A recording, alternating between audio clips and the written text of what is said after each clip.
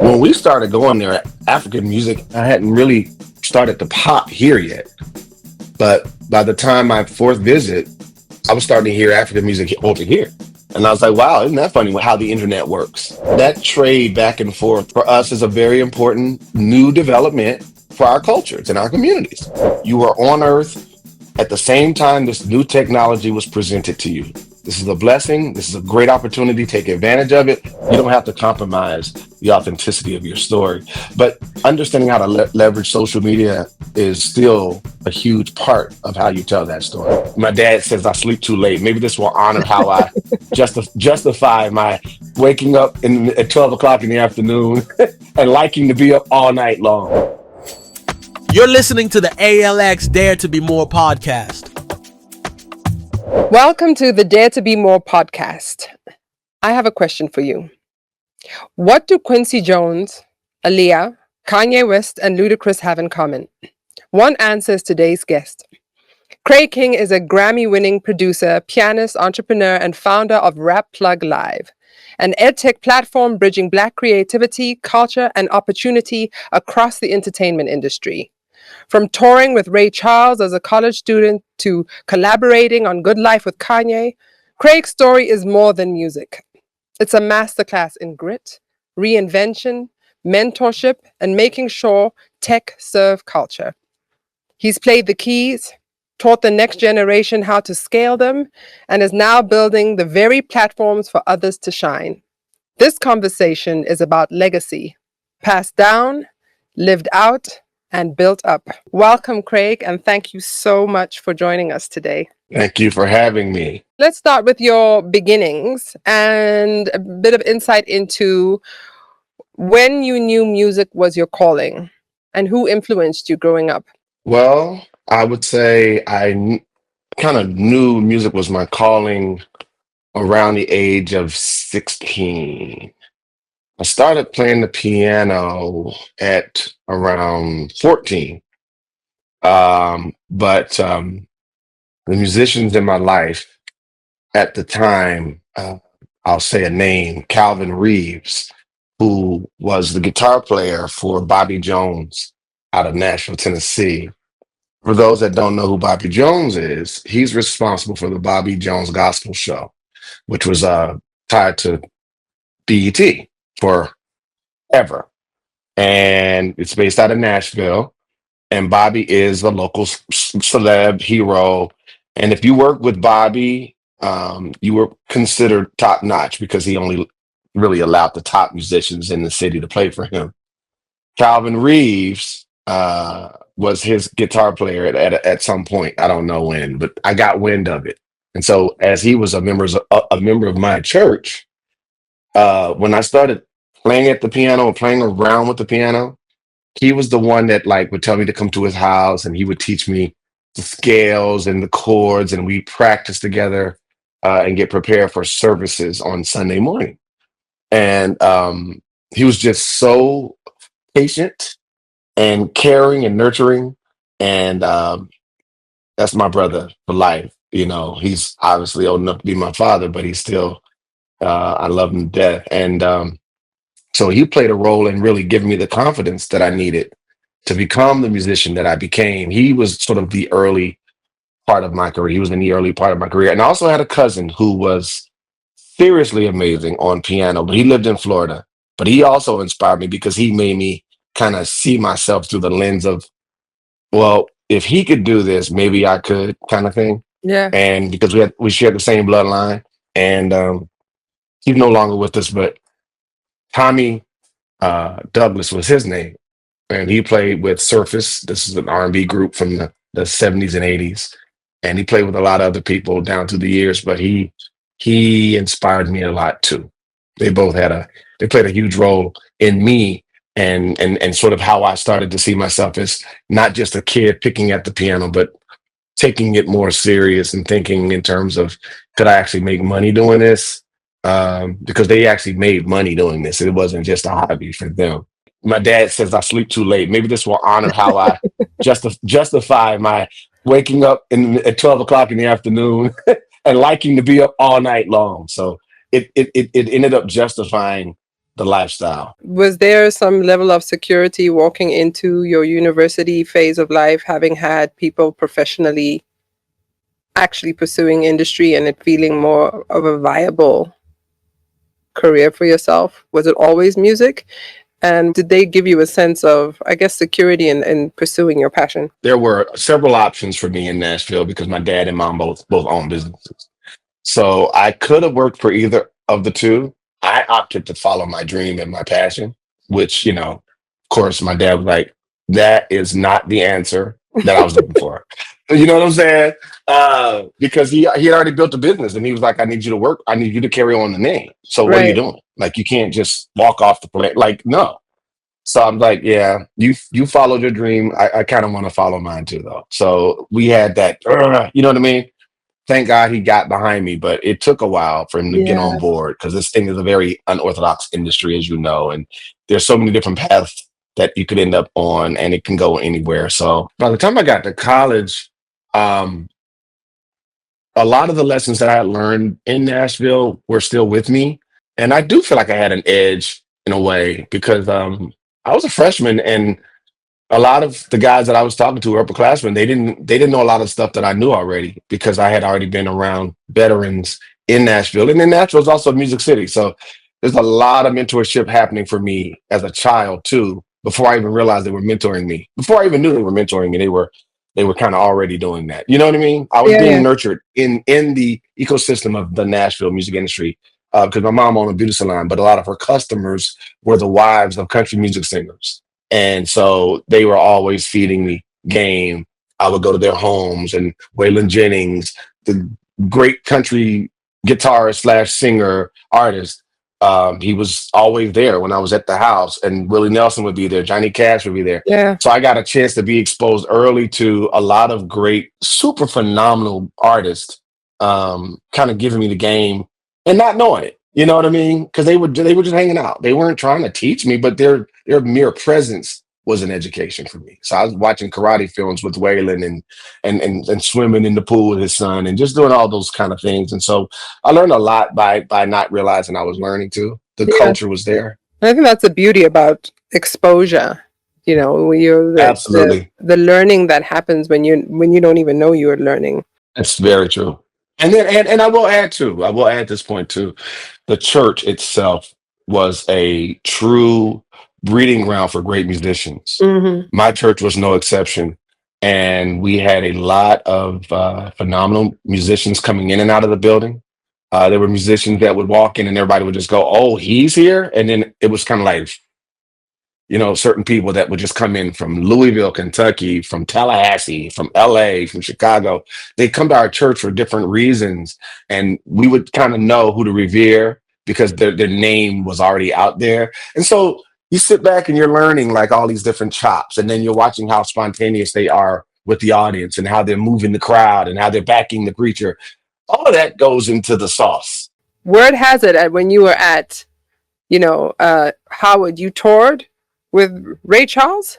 I was a jazz and classical studies major, piano major. And I was going back and forth to this church in Roanoke, Virginia, with a friend of mine, Patrick Lundy. If you don't know him, look him up. He's a legend in gospel.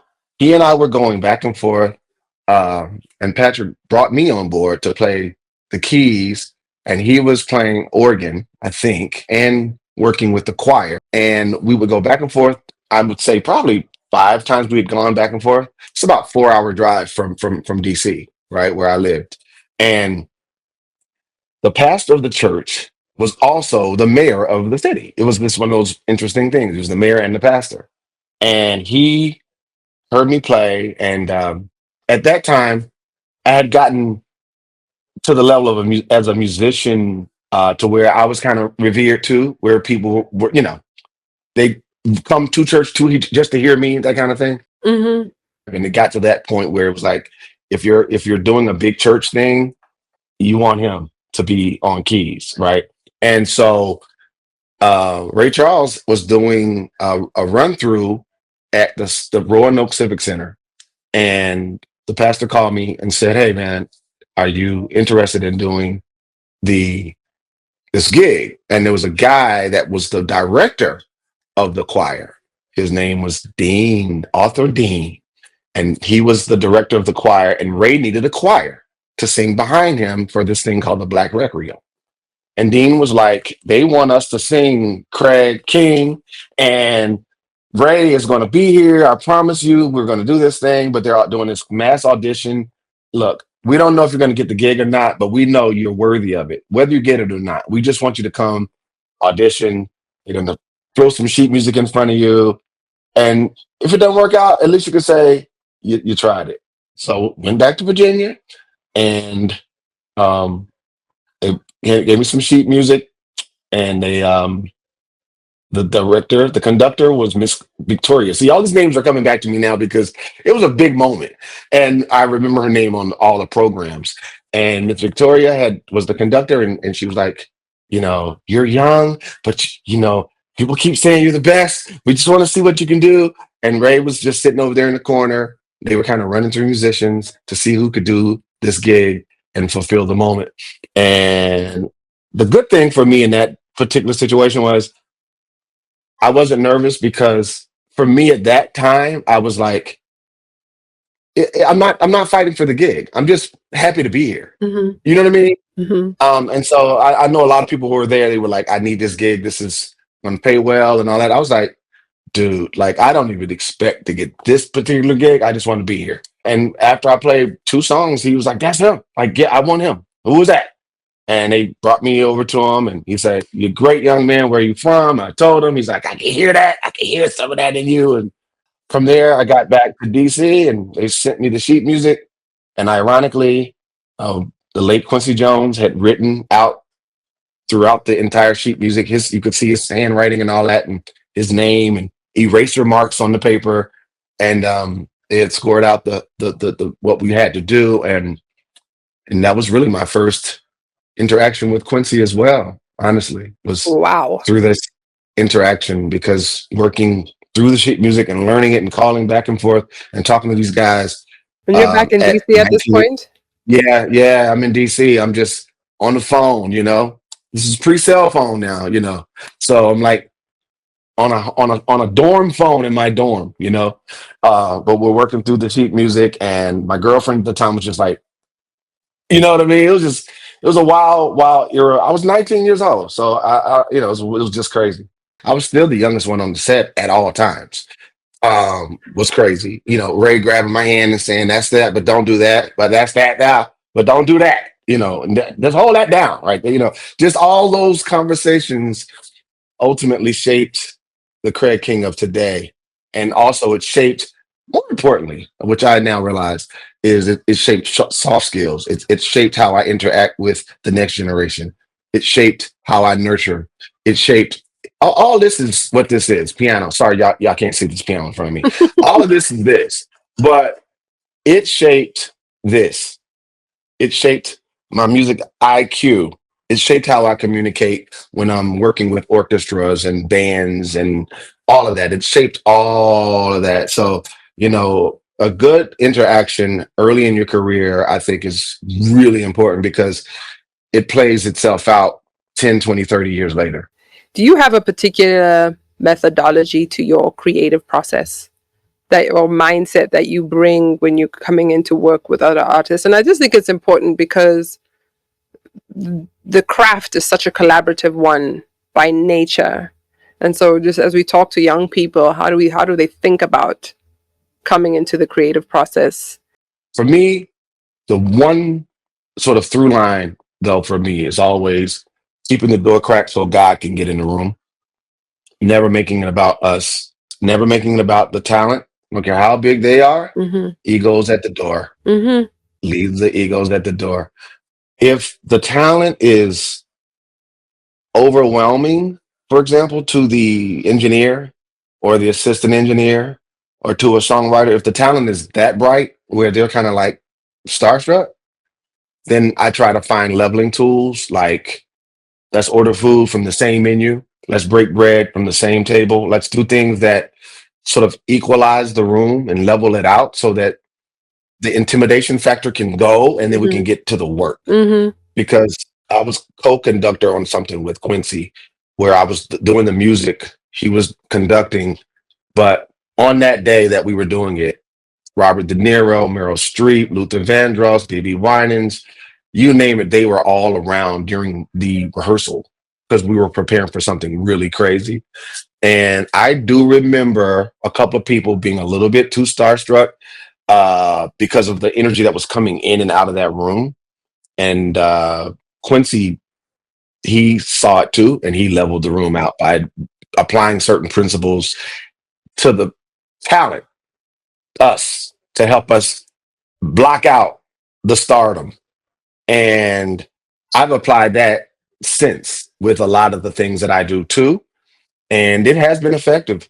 And honestly, I mentor other producers to kind of help them understand the value of tuning out the brightness Yeah. in the room for the talent, not just the talent, but the assistant and all these people, because you end up not getting nearly the amount of work done that you want to get done if people are starstruck in the room. And they're trying to pretend that they're not, but they're just really biting their hands because they're having a pinched moment. You know what I mean? And so there are a lot of tactics that you have to apply to that. Mm. And then at the same time, if you're the producer and your light is really bright and you're working with a new artist and they're intimidated, you have to level them out, bring them up so that they don't feel like they don't belong there, because sometimes people don't feel like they deserve to be in the room even though they earn the right. I'd love to know about what was the inspiration behind co-founding Rap Plug. What is your vision in terms of it bridging culture and equity? I've always felt like the industry, it had like a code that you had to break to get in. Initially, I almost felt guilty because when I got to DC, my career began to kind of take off for me while I was at Howard. Started to kind of go north and things started to come my way. But with that being said, I had a lot of interactions with people, especially younger students and students that were my age, frankly, because I got in the industry really young. But they were always complaining about how ruthless the industry was and how people were deceitful. And you think you're signing up for one thing and you're getting this other thing. And I wish there was some way to be more educated, better educated. If I had learned this, I would have done this. If I had heard that sooner, I would have done this. And I'm like, man, it's like they don't have the tools Mhm. to get where they want to go. There's so many hurdles. Just it seems like they're just placed in front of you. And don't get me wrong, nothing in life comes easy. So we have to go through our stuff. But I always said if I could write a letter to my 19-year-old self right now, like what would that letter say? What would I put in it? And Rap Plug is a lot of what I would have written in the letter because it allowed me to bring in a lot of my favorite people in the industry and let them tell their stories to a group of people who may not have experienced this yet. But putting it in a safe environment and a safe ecosystem online became my own way of giving back because I had been working with the Grammys in the schools since the 90s. After we did the summertime project with Will Smith, we started going to schools. We were asked to go all the schools, and I met Boys to Men in a high school. They were singing in a talent show. Like this is how we were giving back. For me, Rap Plug is really like a for-profit company with a philanthropic heart because we really do move like a philanthropic organization. That's how we feel. That's how we respond to the world, and that's how we forward face. With that being said, I also knew I was in studios with some really dope people who were not flim flammers. They weren't scam artists. They were really the real deal. And I knew they were dope. And I'm like, how can I get more people to hear y'all talk? Because these conversations we're having in the studio are amazing Right. and nobody's hearing them.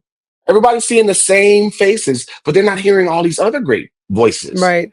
And so I said, let's curate something more intentional that you can find and you can support and learn from and be a part of that community, lean into it. And that's really where Rap Plug for me was born.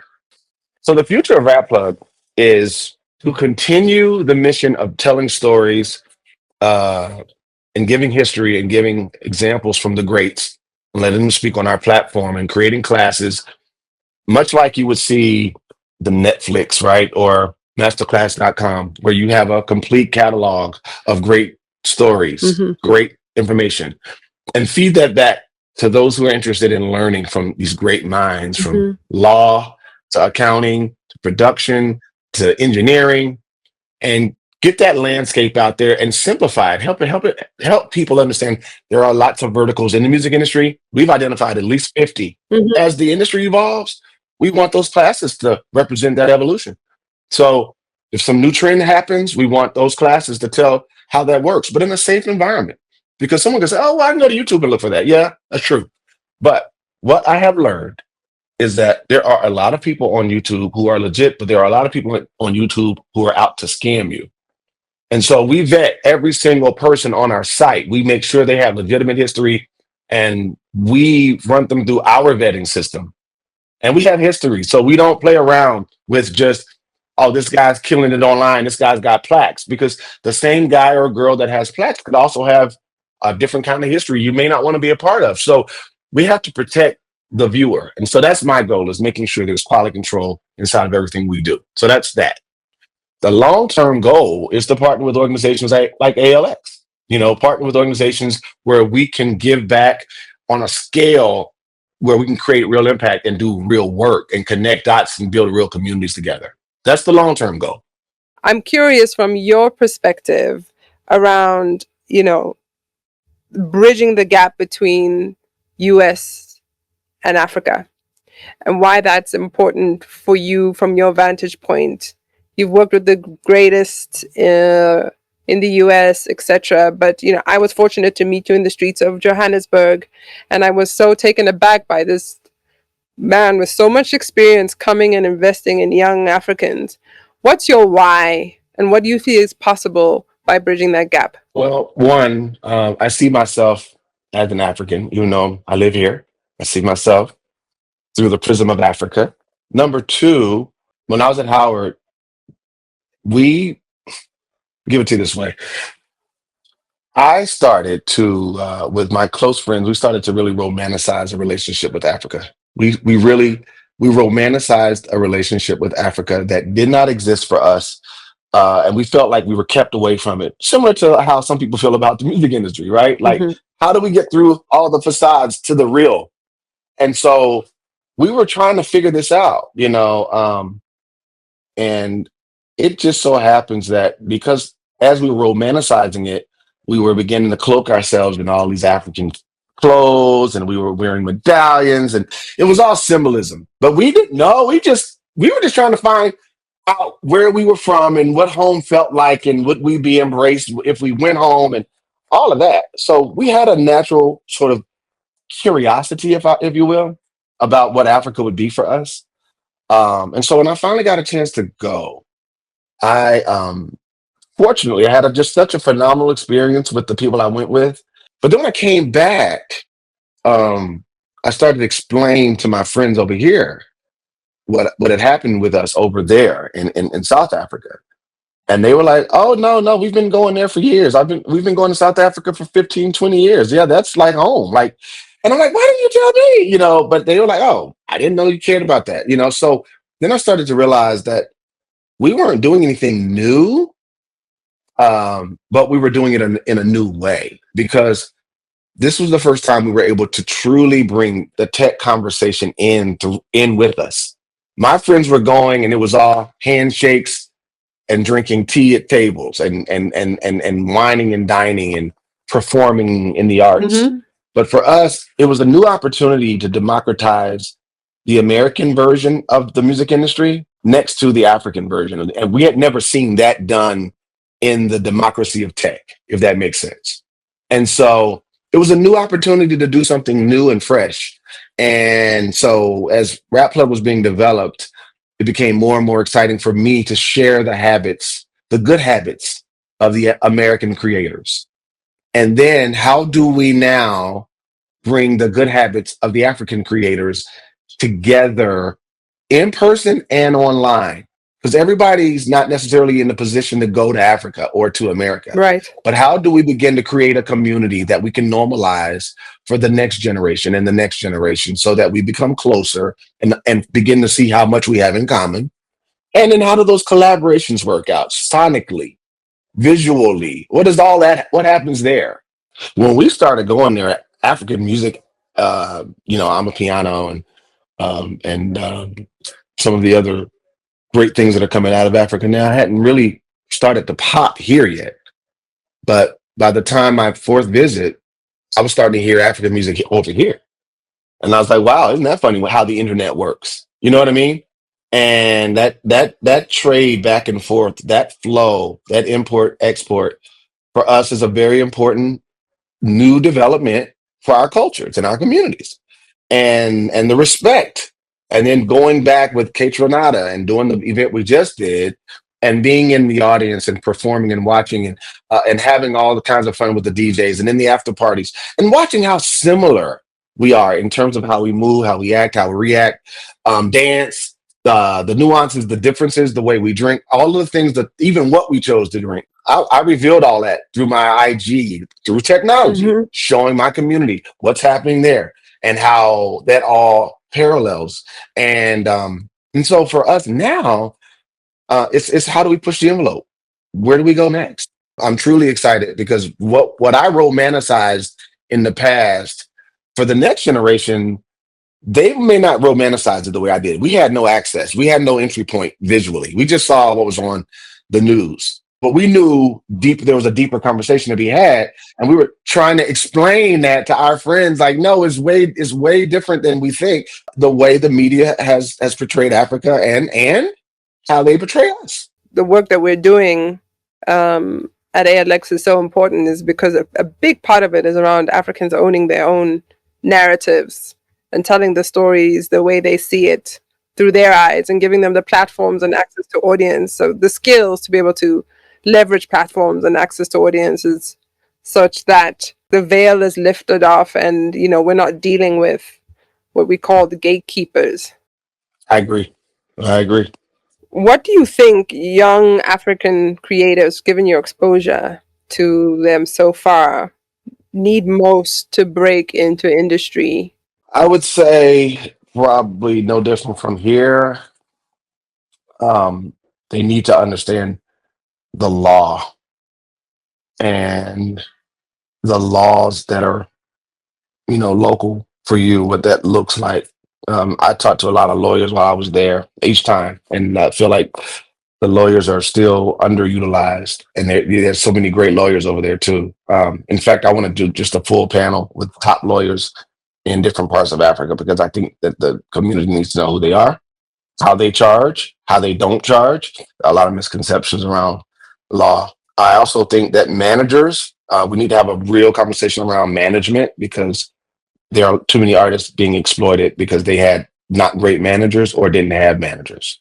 So we should have a conversation around managers, when to get a manager, what type of managers you should be looking for at the stage of your career.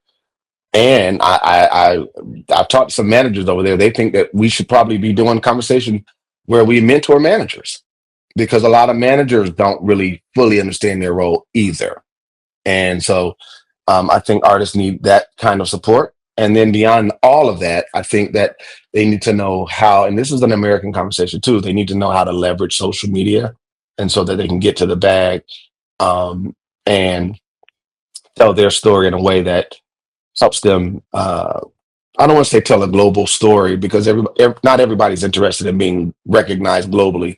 But I will say that even if you maintain your culture and you're like, no, I want to keep it, gangsta. I want to keep it into our community. There's still a way to tell your story and go global. You don't have to compromise the authenticity of your story. But understanding how to leverage social media is still a huge part of how you tell that story. For so long, I guess there was an imitation model that people felt in order to break into global markets, you had to assimilate to sounds that they weren't their own or the ways of the Western world. And you have just brought out an important point around don't compromise the authenticity of your story, your sound. Your sound, your look, the way you dance, what you eat, it's important because we're trying to understand who you are. If you're telling a version of my story and you just put your little hat on with the African medallion, that's not really an African story at that point. You know what I'm saying? I want to hear your version of that. Like, keep it 100% with me because I'm trying to understand you. You know, I got artists here right now that are learning how to dance the way y'all dance. So why are you watering your stuff down for us? We're trying to get it straight from the source. I think the affirmation of what's happening with African fashion, African dance, African music, narrative storytelling. I think this idea of affirming identity is key, and tech is a tool to continue to do that ultimately. So I think that's a beautiful thing. So thank you for Now, affirming. don't get me wrong. Don't get me wrong. If your words that you choose and our words just happen to be identical, then by all means say that. That's okay. But don't use it because you think that's what we want to hear. That's all I'm saying. Got you. And by the way, that's through chords as well.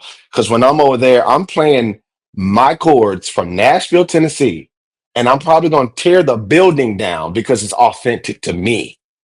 But you don't need to learn my chords my way. Do yours because I'm going to probably be just as intrigued by your chords as you are by mine.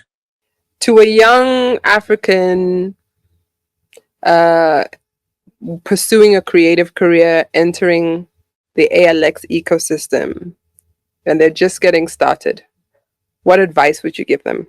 Go in with an open mind. Be prepared to work hard. Look at all the tools available to you. Remember that the tools you're getting, we had no access to. They're designed specifically for you in this moment, at this time in history.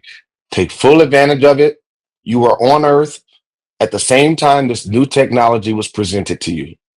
No one before you had an opportunity to do it this way. This is a blessing. This is a great opportunity. Take advantage of it. Become the very best you can become at it. And I'll see you at the top. Thank you so much, Craig. It was an absolute pleasure.